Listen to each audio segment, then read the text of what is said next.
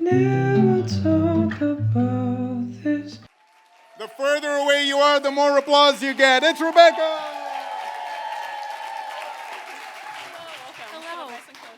Yeah. It's my senior year of college at New York University, and I'm secretly banging my teacher's assistant, Jonah. Well, sort of. Are we going by the Catholic definition? Because if so, we definitely are. If not, we're not. But I'm thinking it could be time to officially round all of the bases and lose my V card. Jonah has a fat complex. He was heavy once, like 200 pounds over what he is now. Little squiggly indent lines run up his arms, his legs, his torso. I like to run my fingers over them, but he's not into it. I don't know why he hates his stretch marks, because I think they're lovely. I don't believe in tattoos. I believe in scars. That and his dad is gay and homeless and an addict. He told me that people don't realize that homeless people are homeless because no one, literally no one, will take them in anymore. Because every time he took in his dad, he would steal all of his money, or be sexing some guy on the couch, or be using late into the night, and break all of his stuff, and eat all of his food, and then randomly buy 30 peanut butter jars and put them in the fridge. So I had to kick his dad out, putting him back on the street. And him being so candid about his homeless addict father made him ask about my family, my parents, how I want to kick them out, metaphorically speaking. While Jonah has outward, physical stretch marks, I have inward, emotional ones, and he likes running his fingers up and down mine just as much.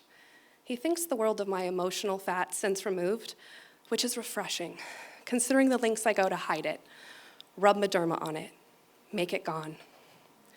I often daydream about what it would be like to lose my virginity to him. I've held out this long, 20 years and counting, so it might be nice to be with someone I actually care about, someone who listens and understands me, someone who makes me a better version of myself. Or not. It might be nice to just fuck someone and get it over with. About that. So there is this film student named Casey who meets the prerequisite of get it over with. I realized I don't want to make love and be vulnerable with Jonah. I want to have sex and get it over with Casey. And after a few dates, he has made it abundantly clear, so does he. Go team! That doesn't mean that I don't feel extreme fear walking up to his Greenwich Village apartment. So, this is my room, he boasts. He looks over to see my response and finds me stripping off all of my clothes. I give him the look, and then I assume the position. What I assume is the position. I go to lay down on his white sheets, but then he puts this large towel underneath me. So I spread out my body, close my eyes, and think, okay, take me now, please. And as soon as he mounts me, a strange thing happens. I can't move my body. I'm tingly all over, but immobile. I can't even speak. Why does this feel familiar? And as he puts himself inside of me, it does hurt a little bit, so much so he asks, is that okay? Somehow my lack of response assures Casey to keep going. And as he moves inside of me, I want to leave, but I only leave my body. I'm floating over my catatonic state down below, watching myself, and I am overwhelmed. Please, God, if there is a God, please make this stop. No sooner do I make my wish than his head tilts back, his mouth drops, and he releases. At least this means there is a God?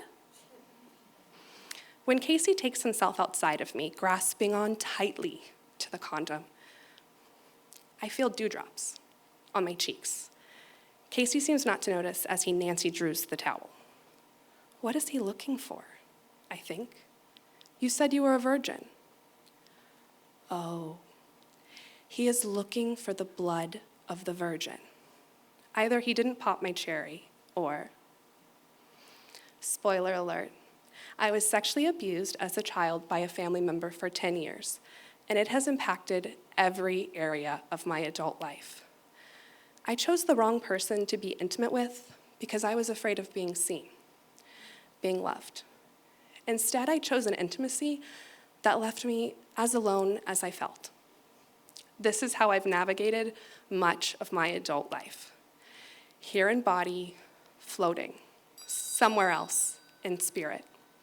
Even now, with an amazing husband and 2 breathtaking kids, I still often float alone. Where are the areas that I'm blocking true connection out of fear, and how can I choose instead to be present and vulnerable? These are the areas I believe true happiness and fulfillment live. I hope to meet others who can relate and others who care. I hope to let them in, build community, and make change together. Please reach out to me if this could be you. Go team! Now I'll talk